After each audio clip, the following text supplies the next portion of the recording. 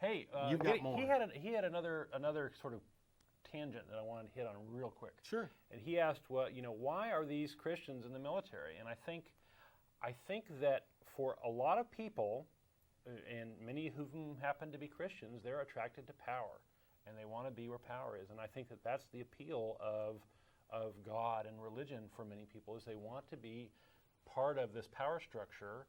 And if you're in the military, you get to have both. You get to have the religion, and you get to have the power of the military there. And I think you might think that when the recruiter's talking to you, when you get in, at least from my experience, you don't really have a lot of power. I mean, you do on occasion, and you can eventually get to where you have some power. It's a power structure, right? Both what it is it's organized and it's set up. It's a structured lifestyle that some people benefit from.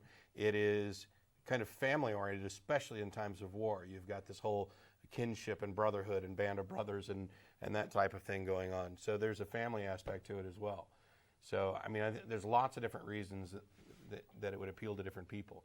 And even though I was completely different at the time that I joined and served than I am now, I'm still not in any way opposed to it. I'd consider it again, Mm-hmm. There's a lot of good benefits there as well. But, I saw an interview during the Root of All Evil bonus interviews where he's talking to this woman who's a therapist who's worked with some people who've come out of cults. She herself had come out of a cult. And she mentioned that one of the things that they often do is immediately go find some other group to join. And sometimes it ends up being a church that is slightly less cultish than the one they left. And sometimes it's the military. And sometimes it is some other organization that provides them with all the structure, all of the fellowship and structure that they had. But hopefully, it's kind of like they're weaning themselves off of the cult part. So one can only hope. Yeah. So shall I do my last little rant here? And please. Why don't you say where we're going to dinner a little later? Okay.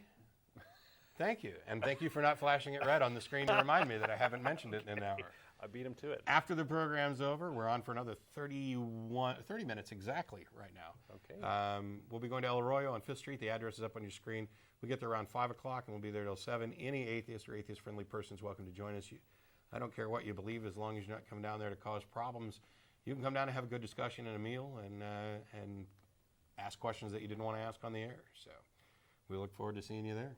Yeah, and we have a lot of crew here and quite a number of folks in the live audience. So we had a big group here already.